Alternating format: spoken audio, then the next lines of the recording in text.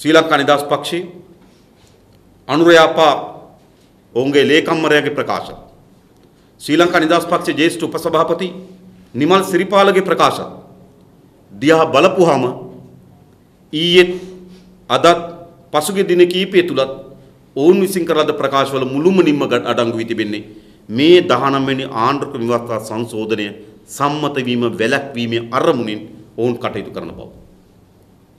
දැන් අපිට ප්‍රශ්න තිබෙන අපිට අනුරයාපා කියන එක වැදගත් නැහැ. අපිට නිමල් සිරිපාල කියන එක වැදගත් නැහැ. අපිට වැදගත්කම තිබෙන්නේ මෛත්‍රීපාල කියන එක. ඒ නිසා මෛත්‍රීපාල සිරිසේන මහත්මයා 19 වෙනි ආණ්ඩුක්‍රම ව්‍යවස්ථා සංශෝධන පිළිබඳ තමගේ ස්ථාවරය රටට වහම ප්‍රකාශයට පත් කළ යුතුයි. ස්ථාවර පමණක් නෙවෙයි. ඔහුට වගකීමක් තිබෙනවා තමන්ගේ ස්ථාවරය තමන්ගේ පක්ෂය තුල ජයග්‍රහණය කරන්න. මා දක්කින මෛත්‍රීපාල සිරිසේන මහත්මයා ශ්‍රී ලංකා නිදහස් පක්ෂ මාධ්‍යම කාර්ය සභාව කැඳවලා පක්ෂ ස්ථාවරය අරන් තිබෙනවා. මා දක්කින මෛත්‍රීපාල සිරිසේන මහත්මයා තමන්ගේ පාර්ලිමේන්තු කණ්ඩායම කැඳවලා පක්ෂ ස්ථාවරය ප්‍රකාශයට පත් කළා තිබෙනවා.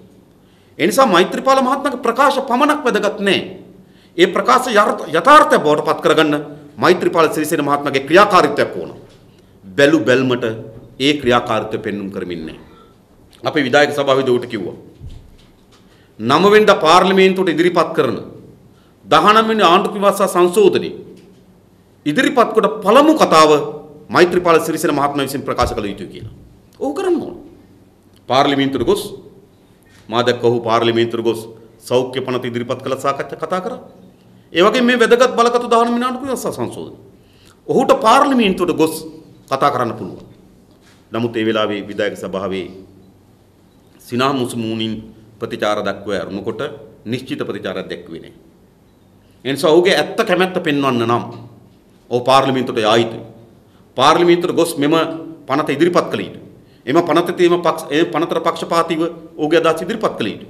ඔහු ශ්‍රී ලංකා නිදහස් පක්ෂ නායක හැටියට ශ්‍රී ලංකා නිදහස් පක්ෂ මධ්‍යම කාර්ය සභාව කැඳවිය යුතුයි.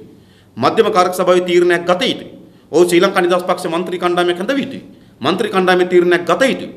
ඔහු සක්‍රියව මැදිහත් වී මෙම 19 වෙනි ආණ්ඩුක්‍රම ව්‍යවස්ථා සංශෝධනය සම්මත කරන්න. විධායක ජනාධිපති ක්‍රමය අහෝසි කරන්න. තමන්ගේ තිබෙන කැමැත්තත් ඒ සඳහා තමන් දක්වන දායකත්වයත් රටට ඉදිරිපත් කර යුතුයි. එසේ කරන්නේ නැත්නම් ඔහු නිහඬව ඉඳමින් ඔහු මුනිවත රකිමින් ඔහු කිසිදු ප්‍රකාශයක් නොකර මෙය පාර්ලිමේන්තුවේ සම්මත වීම වැළැක්වීම සඳහා යටි උගුල් අටවන නායකයෙක්. ඒක තමයි අපිට තිබෙන අදහස දෙන්නේ.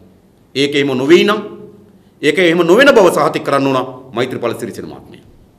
ඒ නිසා මේ දියත් වෙමින් තිබෙන වැඩපිළිවෙල පිටුපස මෛත්‍රීපාල සිරිසේන මහත්මයා නැත්නම් නැති බව සහතික කරන එකක් නැති බව ප්‍රායෝගිකව ඔප්පු කරන එකක් ඌට බාරයි.